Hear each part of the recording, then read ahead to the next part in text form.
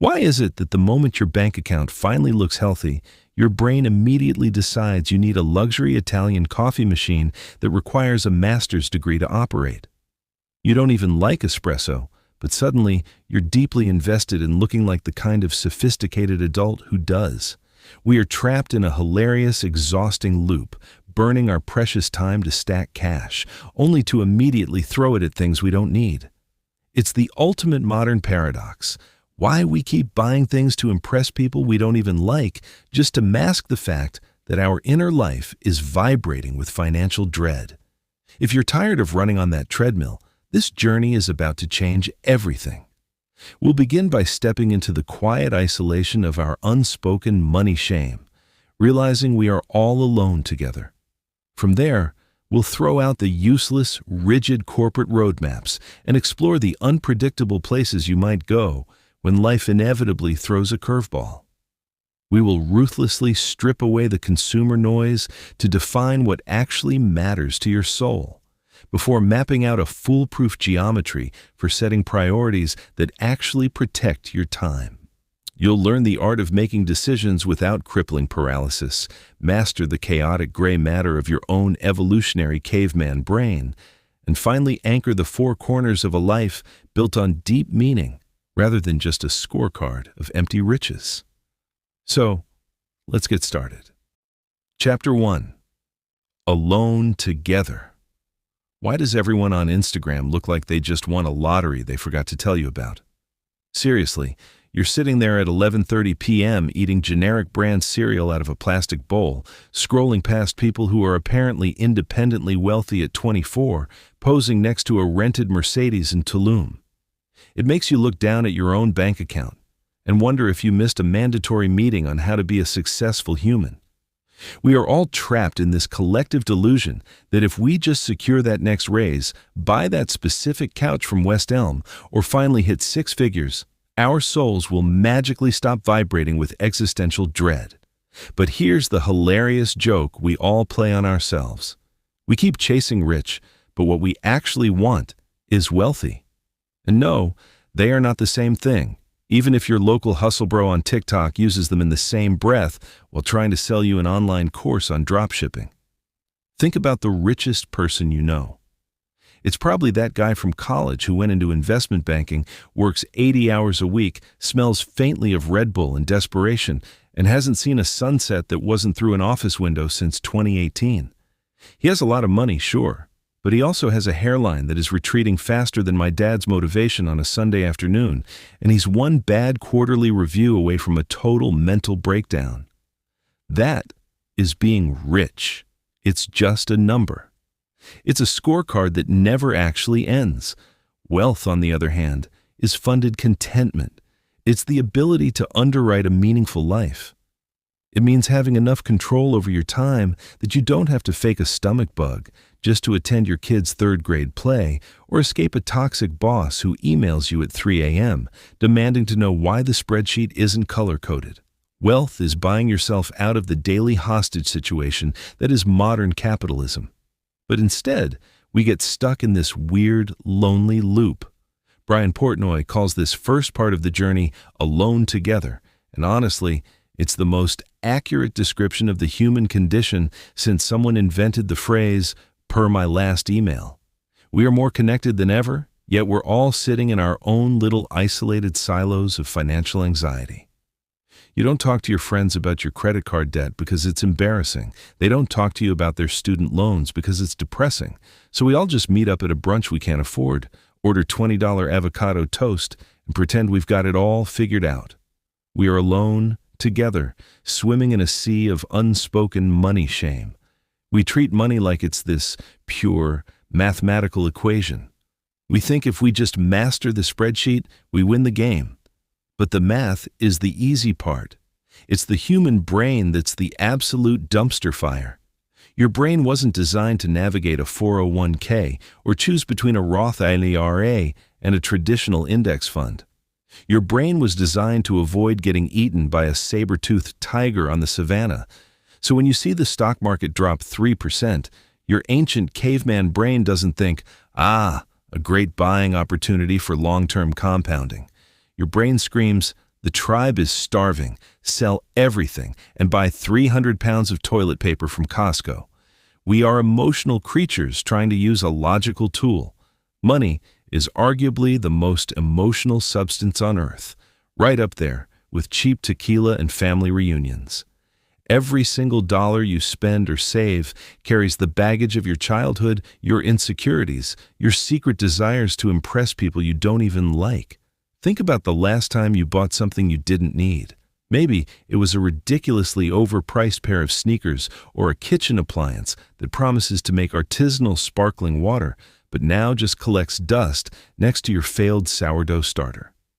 You didn't buy the object. You bought a microdose of an identity. You bought the version of yourself who runs marathons or hosts elegant dinner parties. We use money to try and bridge the gap between who we are and who we wish we were. And because that gap never truly closes, we keep spending, keep chasing, and keep wondering why the initial high wears off before the credit card bill even arrives in the mail. The real tragedy is that we're doing this all by ourselves, even when we're surrounded by people. We've turned money into the ultimate taboo. You can ask a coworker about their dating life, their political views, or their deepest childhood traumas, and they'll gladly spill the tea over lunch. But ask them how much they have saved in their savings account, and suddenly you're a social pariah who just violated the Geneva Convention. Because we don't talk about it, we assume everyone else is doing better than we are. We see our neighbor pull up in a brand new SUV and we think, man, Dave is killing it. We don't see the $400 monthly lease payment that's eating him alive, or the fact that he has $0 saved for retirement. We just see the shiny metal. We judge our messy inside reality against everyone else's curated outside reality. It's a rigged game, and it guarantees that you'll always feel poor, no matter how much you make. This brings us to the core tension of our entire existence, the question that hovers over every paycheck and every swipe of your debit card. How do we stop letting money control our emotions and start using it to actually buy a life that matters? We are all looking for the same thing. We're looking for a sense of peace, a sense of security, a little bit of joy, and maybe the ability to order guacamole without hesitating at the extra charge. But we've been handed a map that points in the exact wrong direction. We've been told that the geometry of a good life is a straight line pointing up and to the right forever. More money, more status, more stuff. But a good life isn't a straight line. It's a shape we have to deliberately choose to construct. And it starts by recognizing that we are currently standing in the dark side by side, terrified to admit we don't know what we're doing. Once you realize that everyone else is just as confused and anxious as you are, the loneliness starts to melt away. The pressure drops. You can finally take a breath, look at the landscape of your life, and ask the real questions. Not, how do I get rich? But, what am I actually trying to build here? Chapter 2. The Places You Might Go. So, once you realize we're all just a bunch of anxious kids masquerading as adults in blazers, the next logical question is, where the hell are we actually going?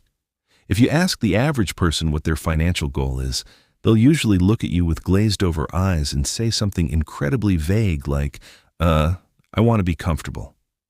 What does comfort even mean? Does it mean you can buy the premium toilet paper without checking your balance? Or does it mean you own a private island where the staff wears linen pants? We don't know. We've never actually defined the destination. We're just sprinting on a treadmill that someone else set to a 12% incline, sweating through our shirts, wondering why the scenery isn't changing.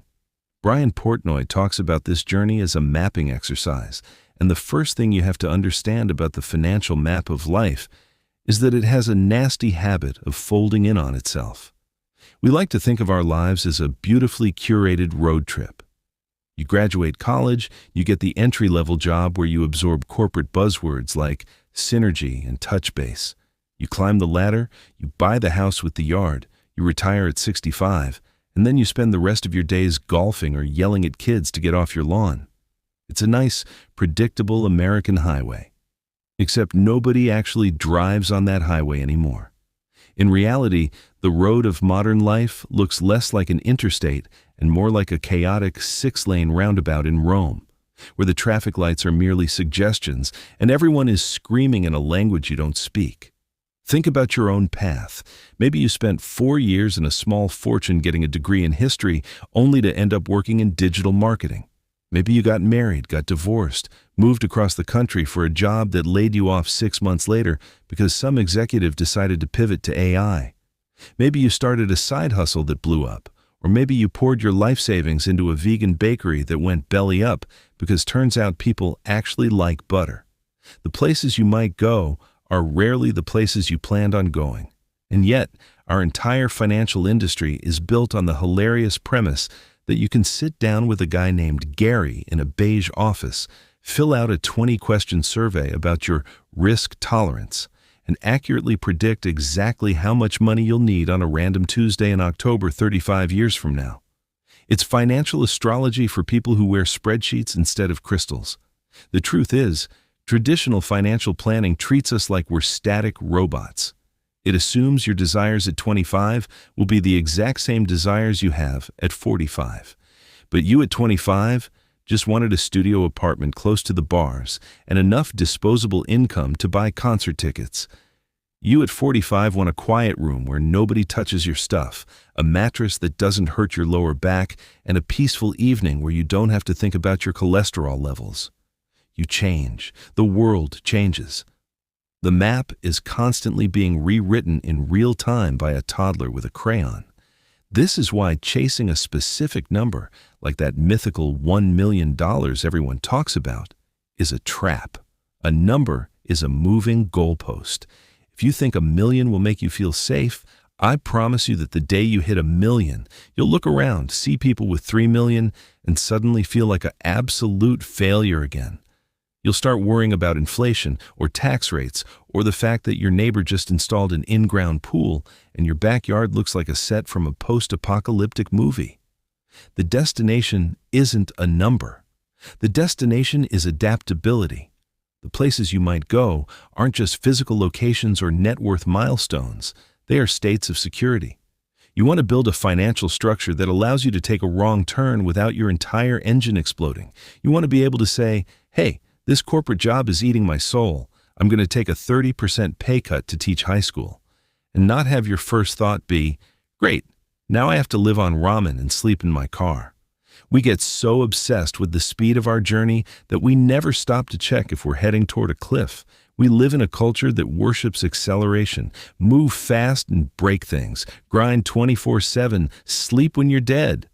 We treat life like it's a drag race. But what good is going 0 to 60 in 3 seconds if you're driving straight into a brick wall of burnout and existential regret? Think about the sheer amount of mental energy we expend trying to optimize things that don't matter. We spend 3 hours researching the absolute best cashback credit card so we can save an extra 1.5% on our artisanal coffee purchases, while completely ignoring the fact that we're paying 6% interest on a car loan for a vehicle we only bought to make our coworkers jealous. We are macro fools and micro geniuses. We are meticulously rearranging the deck chairs on the Titanic while the iceberg is staring us right in the face. So how do we actually navigate this map? How do we prepare for a future that is inherently unpreparable? You stop trying to predict the weather, and you start building a better boat. You accept that there will be storms, there will be recessions, there will be random medical bills that make you want to cry in the pharmacy aisle. There will be sudden career pivots that make you feel like you're starting all over again at zero. The goal of shaping a life of money and meaning isn't to create a perfect, unshakable plan that never changes. It's to develop the financial resilience so that when life inevitably throws you a curveball, you can swing, miss, laugh at yourself, and still have enough in the tank to step back up to the plate. Because the places you might go are going to surprise you. And honestly, if everything went exactly according to your current plan, it would probably be a pretty boring movie anyway. Chapter 3. What matters? Let's play a quick, slightly depressing game. Think about the most expensive thing you bought last year. Not your rent or your mortgage, something discretionary. That high-end leather jacket, the ultra-wide gaming monitor, Or maybe that weekend trip to Vegas where you tried to live like a high roller for 48 hours, but mostly just ended up with a hangover and a deep sense of financial regret. Now, close your eyes and honestly ask yourself, how much joy is that thing bringing you right now in this exact moment? If you're like 99% of the human population, the honest answer is not much. The jacket is sitting in the back of your closet next to a pile of clothes you keep promising to donate. The monitor is just the screen you look at while answering depressing emails from a guy named Todd. And the Vegas trip is just a blurry memory of an overpriced buffet and a $30 cocktail served in a plastic souvenir cup shaped like the Eiffel Tower. The initial high wore off. It always does. This is what psychologists call the hedonic treadmill, which is just a fancy academic way of saying that humans are incredibly adaptive creatures who get bored of nice things almost instantly. We think we're buying happiness, but what we're actually buying is a temporary spike in dopamine that evaporates the second the cardboard delivery box hits the recycling bin. So, if the stuff we buy doesn't keep us happy, what actually matters? What are we actually trying to fund here? Brian Portnoy argues that true well-being, the actual substance of a meaningful life, can be boiled down to 4 core human needs. He calls them the 4 C's. And notice, none of them are a garage full of Italian sports cars or a gold-plated toilet. The first C is connection. It's your relationships. It's the ability to have dinner with your friends and actually be present, instead of staring at your phone, checking the stock market, or calculating your net worth. It's having the resources to fly across the country to see your aging parents, or being able to pick up the tab for a friend who's going through a rough patch without secretly resenting them for ordering the salmon. Money can't buy love, but it can absolutely buy the plane ticket that brings you closer to the people you love. The second C is control. This is the big one. This is autonomy. It's the absolute luxury of waking up in the morning and realizing that you, and you alone, get to decide what you do with your day. Control means having enough money in the bank, what some people affectionately call a go-to-hell fund, so that if your company culture turns toxic or your boss starts demanding that you work every single weekend, you can calmly slide your laptop across the desk and walk out the door without worrying about how you're going to pay rent next month. Control is the ultimate flex. A luxury watch just tells you what time it is. Financial control tells you that the time belongs to you. The third C is competence. It's the joy of getting good at something. It's about growth, learning, and mastery. Maybe you want to learn how to play the cello, or master the art of woodworking, or finally figure out how to speak conversational Spanish so you don't just say gracias repeatedly when you order tacos. Mastery requires time, and often it requires resources. Money matters here because it buys you the space to be bad at something new until you get good at it. It buys you the lessons, the books, the tools, and the mental freedom to fail without the failure being a financial catastrophe. The fourth C is context. This is about being part of something bigger than yourself, its purpose, its identity. It's knowing that your existence on this planet matters for reasons that can't be quantified on a balance sheet. It's the ability to donate to a cause you care about, to volunteer your time, or to build a business that actually solves a real problem for real people, rather than just extracting cash from them. When you look at the landscape of your life through the lens of these 4 things, connection, control, competence, and context, suddenly, the way you look at your bank account completely shifts. You start realizing that every time you spend money on stupid, mindless consumer goods to impress strangers on the internet, you are actively stealing from your own future freedom. You are trading a piece of your autonomy for a temporary hit of status. You are choosing to stay chained to a desk you hate, working for a company you don't care about, just so you can maintain a lifestyle that doesn't actually satisfy your soul. We've been conditioned to think that the goal of personal finance is accumulation, more. But the real goal is alignment.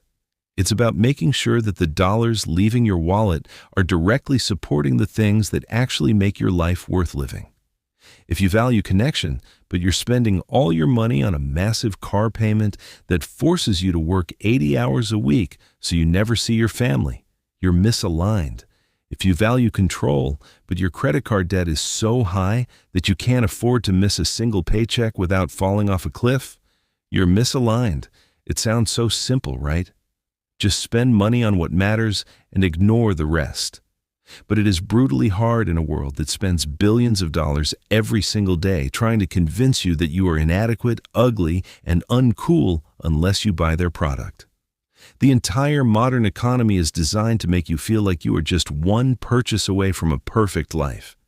It takes an immense amount of courage to look at the circus of consumerism, smile, and say, "No thanks, I'm good. I'd rather own my time." Because when you finally figure out what actually matters to you, you stop playing everyone else's game. You stop running on their treadmill. You step off, take a look at your weird, unique, imperfect life, and you start shaping it into something that actually fits who you are. Chapter 4. Setting Priorities. So, if we agree that life isn't about collecting shiny objects until we die, and that we actually want things like control and connection, we hit a massive, annoying brick wall called reality. It turns out, you cannot have it all. I know, shocking. The internet lies to us constantly, telling us we can build a 9-figure empire, have an 8-pack, spend 12 hours a day being a present parent, and travel the world full-time while meditating in Bali. But unless you have discovered a way to bend the space-time continuum, you have to choose. And choosing is terrifying, because choosing means saying no to things you actually want. Welcome to the uncomfortable art of setting priorities. Brian Portnoy introduces a beautifully simple framework to help us sort out this mental clutter, and it comes in the form of 3 basic geometric shapes: a circle, a triangle, and a square. It sounds like a children's television show, but it's actually a brutal reality check for your bank account. First up is the circle. The circle represents your baseline, your foundational layer. This is the stuff that keeps you alive and sane. It's your food, your rent or mortgage, your basic health insurance, and the minimum amount of money required so you don't end up sleeping on your cousin's couch. The circle is non-negotiable. If your circle isn't secure, nothing else matters. You can't think about self-actualization or your deep human purpose if you're stressed out about whether your debit card is going to be declined at the grocery store while you're trying to buy eggs. But here's where we modern humans completely ruin the geometry.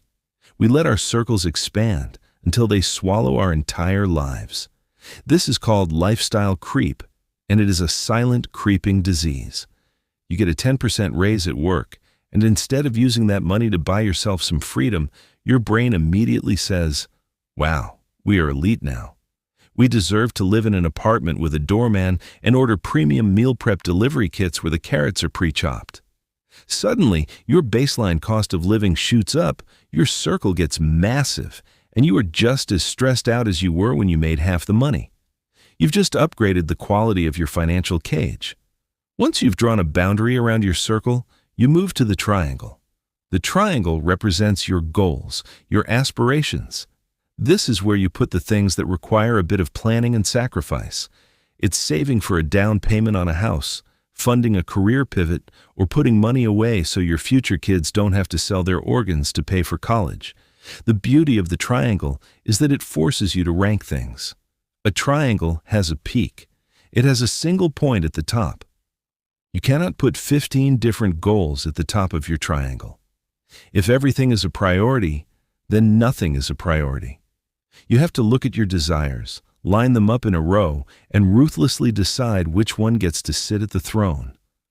Are you saving for a wedding, or are you saving to quit your corporate job next year? Pick one, because if you try to do both simultaneously while maintaining a heavy Amazon addiction lifestyle, you will achieve neither, and you'll just end up sad, broke, and angry at the universe. Finally, we have the square. The square represents the broader context, your legacy, your protection against the unexpected, your long-term peace of mind. It's your emergency fund, your retirement accounts, and your charitable giving.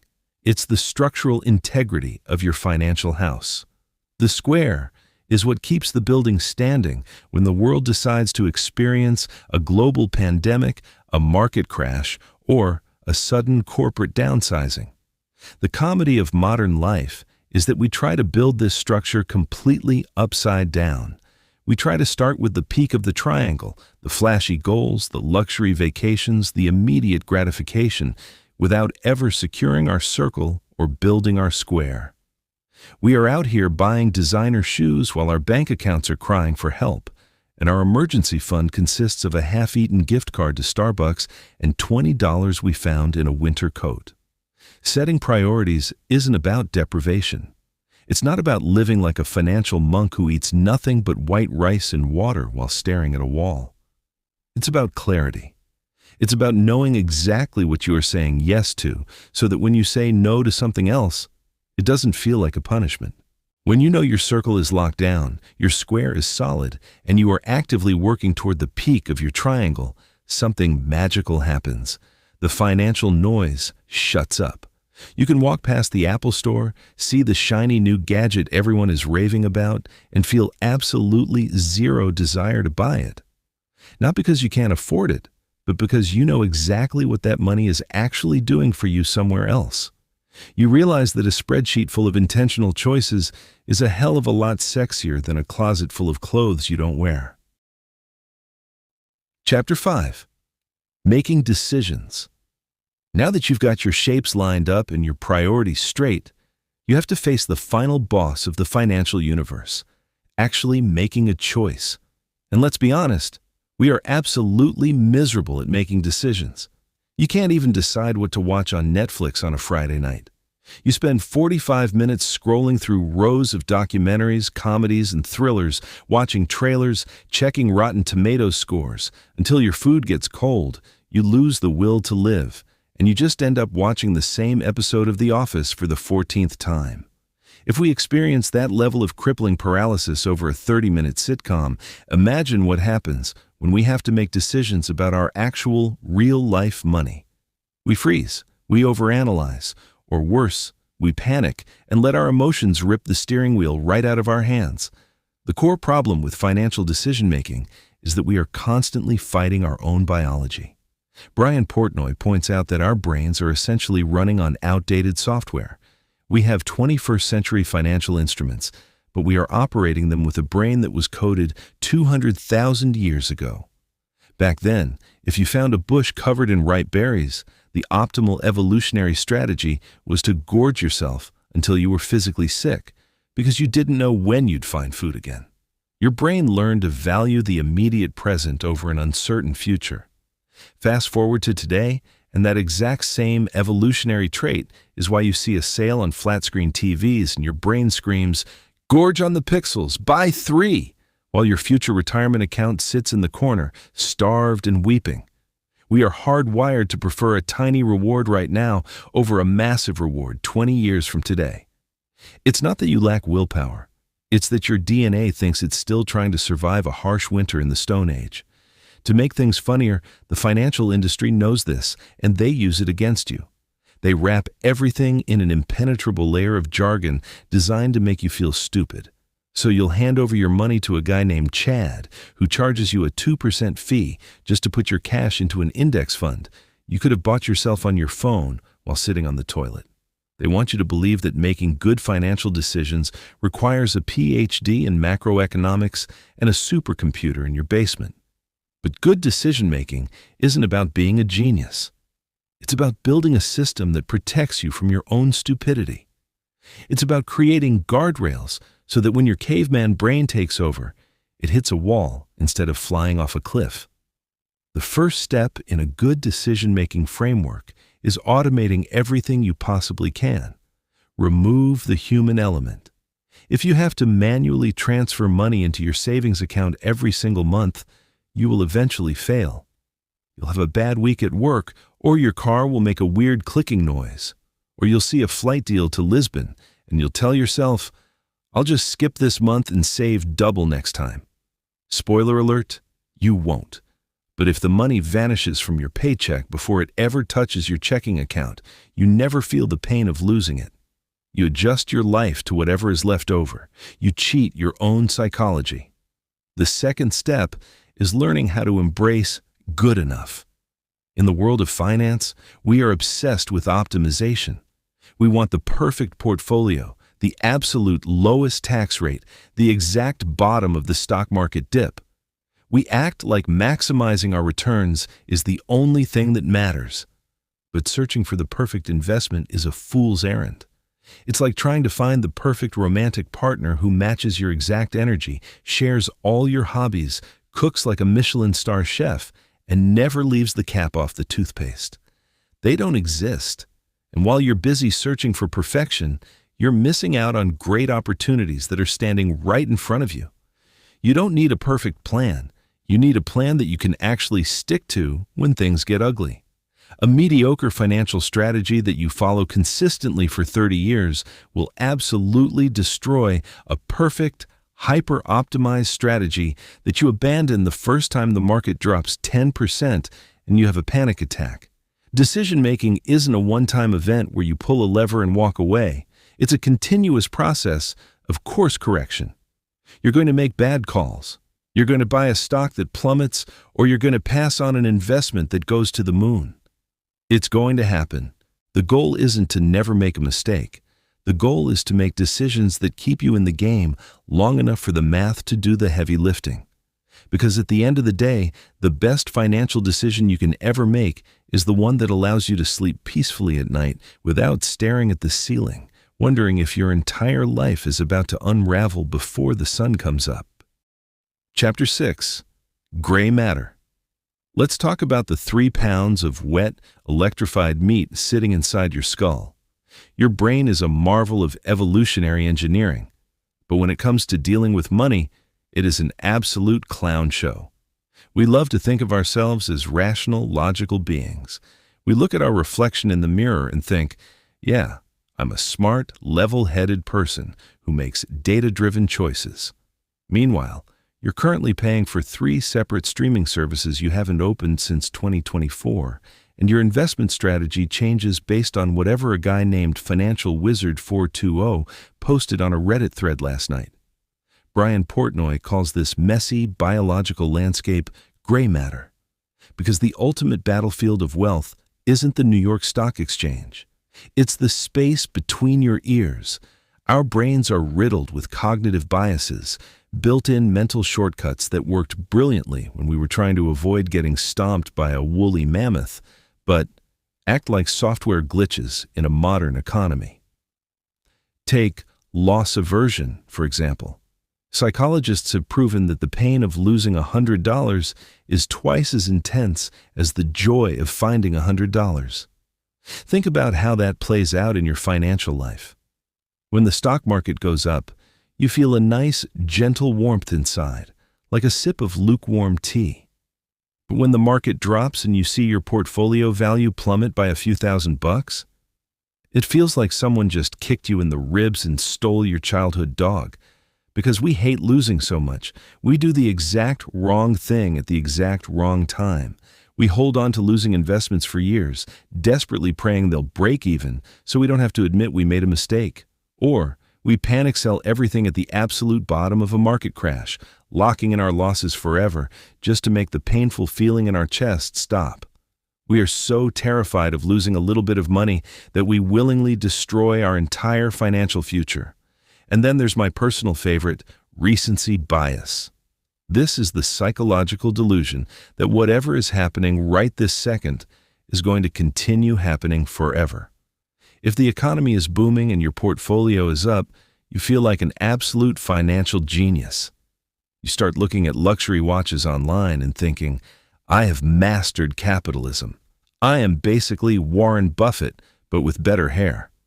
But the second the economy hits a speed bump and the headlines start screaming about an impending recession, you immediately transition into full doomsday mode. You start wondering if you should withdraw all your cash, buy a compound in Idaho, and start hoarding canned beans and ammunition. We completely lose our sense of perspective. We forget that the history of the global economy is a series of peaks and valleys. We treat every seasonal rainstorm like it's the great flood that's going to drown humanity. We are also plagued by anchoring. We get a number stuck in our head, and we judge everything else based on that arbitrary point. You see a jacket that costs $1,000 and you think, that's insane, I'd never buy that. But then the store puts a big red tag on it that says 70% off. Now, only $300. Suddenly, your brain lights up. You think, what a steal. I'm basically making money by buying this. You didn't save $700, you absolute muppet. You spent $300 on a jacket you didn't even want an hour ago. You got anchored to the original price, and the marketing department won the round. The funniest part about all of this gray matter drama is that knowing your biases exist doesn't actually stop them from happening. You can read all the psychology books in the world, and you will still feel that primal surge of panic when the market takes a dive.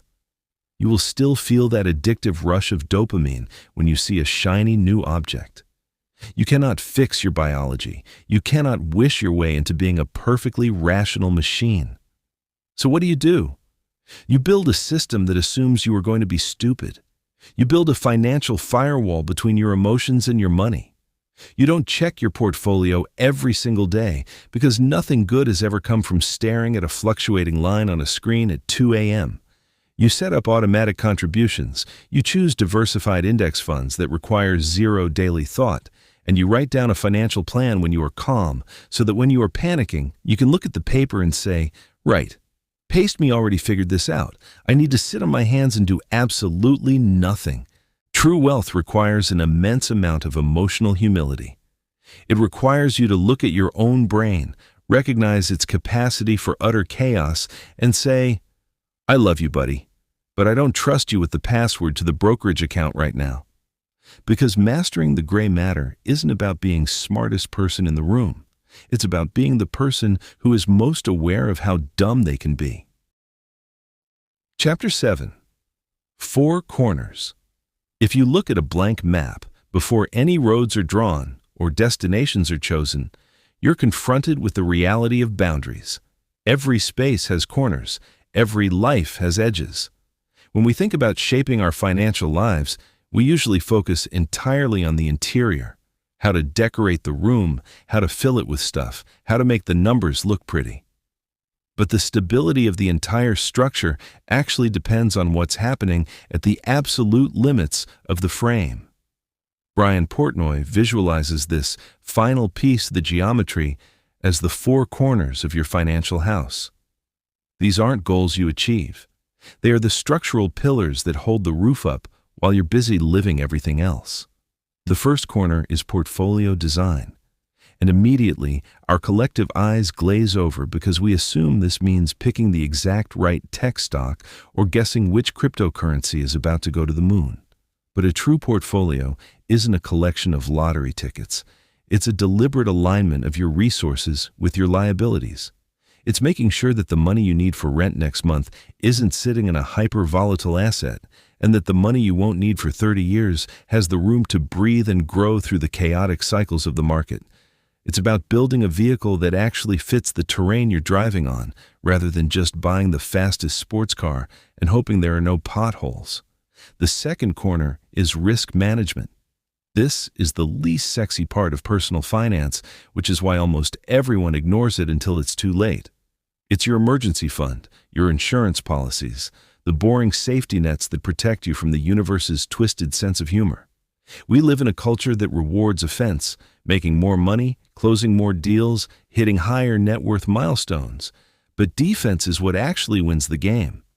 You can have a brilliant investment strategy, but if a single unexpected medical bill or a sudden job loss can completely derail your entire life, because you didn't have a buffer, you aren't wealthy.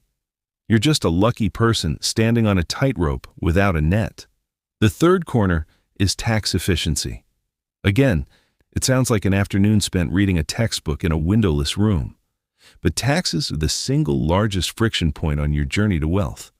It's not just about what you make, it's about what you actually get to keep. Learning how to use standard investment vehicles properly isn't about being a financial wizard. It's just about refusing to leave your hard-earned money on the table for no good reason. It's minimizing the drag on your engine so you can move forward with less effort. The fourth corner is estate planning and legacy. This is where we have to confront the ultimate boundary line. The fact that none of us are getting out of this alive. We spend our entire lives accumulating, defending, and managing this tool called money, but we rarely ask what happens to it when we're gone. A true legacy isn't about having your name carved into a university building because you donated millions. It's about ensuring that your financial choices leave the people and causes you care about in a better position than they would have been without you. It's the ultimate act of turning currency into meaning. When you step back and look at these four corners, you realize they are the absolute boundaries of the canvas. And it's only when these corners are firmly anchored into the ground that you can finally start to see the larger picture coming into focus. Think back to where we started this conversation. Remember that late-night scroll through Instagram, that biting sense of isolation as we sat alone together in our separate silos of money shame, pretending to have it all figured out while drowning in unspoken anxiety. We spent so much time comparing our messy inside realities to everyone else's polished, curated outsides. We chased the idea of being rich, running relentlessly on that treadmill of lifestyle creep, letting our circles expand until they swallowed our autonomy whole. We treated money like a sterile math problem, completely ignoring the volatile gray matter inside our skulls, the primal panic that screams at us to sell everything during a market dip, or the recency bias that makes us feel like geniuses during the peaks and doommongers during the valleys. We spent years trading pieces of our freedom for temporary hits of dopamine from cardboard delivery boxes, completely misaligned with what actually matters. But look at the shape we've built along the way. By anchoring those four corners, by securing that foundational circle of your baseline needs, by choosing a single, meaningful peak for your triangle of goals, and by reinforcing the square of your long-term security, the chaos starts to quiet down. You begin to see that wealth isn't a number on a screen. It's funded contentment. It's the quiet luxury of owning your time, fostering deep connections with the people you love, mastering a skill just for the joy of growth, and existing within a context that matters to you. The loneliness drops away because you realize everyone else is on the exact same human journey, trying to navigate the same roundabout with an outdated evolutionary brain. You don't have to play their game anymore. You can build your own. The map of your life is always going to fold in on itself. There will be wrong turns, sudden pivots, and unexpected storms. But when the geometry is solid, the boundaries hold. You don't have to fear the places you might go because you've built a boat that can handle the weather. Take a look at your own financial life right now, not with judgment or shame, but with curiosity. Which of your corners needs anchoring? Where has your circle expanded too far? If you feel comfortable sharing, I'd love to read your thoughts in the comments below. We're all trying to figure out this weird balance of money and meaning, and hearing how you're navigating your own map helps everyone else realize they aren't walking in the dark alone. If this conversation brought a little bit of clarity or even just a smile to your night, consider dropping a like on the video and subscribing to the channel. It genuinely helps keep these stories moving forward. Take care of yourself, watch out for your gray matter, and we'll talk again soon. Bye for now.